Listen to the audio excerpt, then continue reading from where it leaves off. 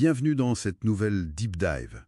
Aujourd'hui, on se penche sur un résumé des 12 règles pour une vie de Jordan Peterson. Mhm. Les sources qu'on a consultées, elles présentent ça comme des sortes de principes pour naviguer le chaos de la vie, quoi. C'est un peu ça, oui. Notre mission, c'est d'en extraire les idées clés, voir comment elles s'articulent pour mettre un peu d'ordre dans tout ça.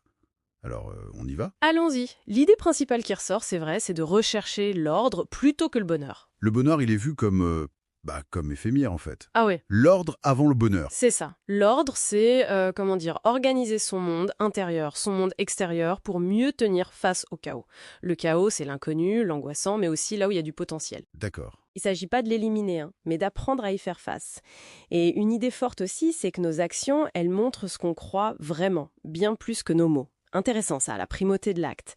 Et ça commence très concrètement, physiquement même. Règle 1. Tenez-vous droit, les épaules en arrière. Exactement. L'idée, c'est que la posture pourrait influencer notre chimie interne. La sérotonine, la confiance. Tout à fait. C'est un peu l'idée de changer le corps pour influencer l'esprit, si on veut. Ancré dans la biologie, Et ça fait le lien, logiquement, avec la règle 2.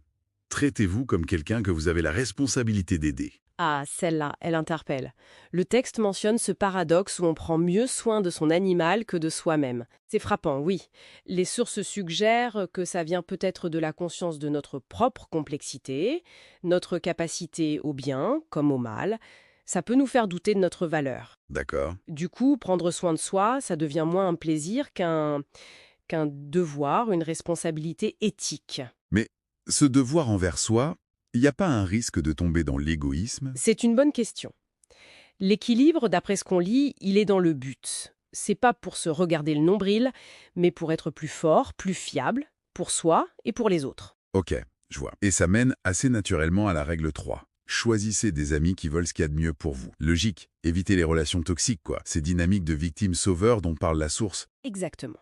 S'entourer de gens qui nous tirent vers le haut, qui sont matures, un soutien sain. Donc l'ordre en soi et l'ordre autour de soi avec les relations.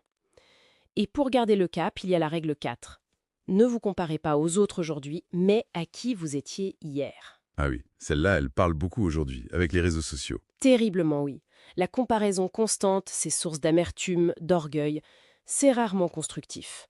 Se mesurer à ses propres progrès passés, c'est présenté comme beaucoup plus juste. Et plus motivant, sans doute. Probablement. C'est un processus actif, continu. Et au milieu de tout ça, il y a la communication.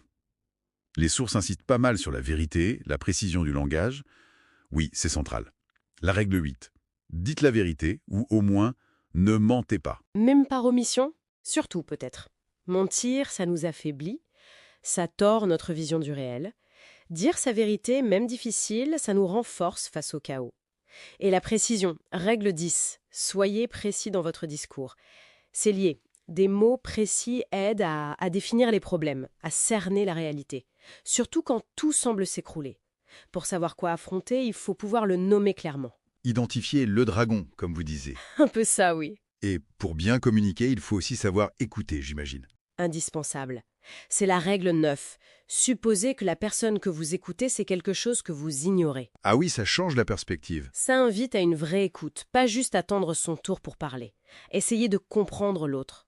C'est essentiel pour apprendre et pour des relations saines. On trouve aussi, dans nos lectures, des points, peut-être plus débattus, comme la règle 11. Ne dérangez pas les enfants qui font du skateboard. C'est interprété dans un contexte plus large, n'est-ce pas? Laissez les gens, et spécifiquement les garçons selon la source, affronter le risque, la compétition, dans leur hiérarchie. Oui, c'est ainsi que c'est présenté. La source mentionne aussi des différences observées par l'auteur entre les sexes, sur les intérêts moyens, les choses versus les personnes. On rapporte ça comme le point de vue de l'auteur. Absolument. Et ce point sur la confrontation au risque, tel que vu par l'auteur, ça nous ramène peut-être au fil conducteur de tout ça. Accepter la complexité et la difficulté de la vie. Ne pas chercher à éviter la souffrance à tout prix. Plutôt apprendre à y faire face. C'est un peu l'esprit de la dernière règle, la 12. Caresser un chat quand vous en rencontrez un. Trouver les petites lueurs. Exactement. Face à l'inévitable souffrance, savoir capter ces moments de beauté, de réconfort pour tenir bon, garder sa force. Donc si on essaye de résumer, se tenir droit, être responsable de soi, bien choisir ses amis, se comparer à soi-même hier, parler vrai écouter vraiment, affronter le difficile et trouver du bon dans le quotidien. Tout ça pour construire son ordre personnel. C'est une bonne synthèse, oui. Toutes ces règles, d'après les sources, elles mènent à une sorte de « connais-toi toi-même », mais très ancrée dans l'action. Comprendre ses forces, ses faiblesses. Sa part d'ombre, de lumière, pour mieux naviguer.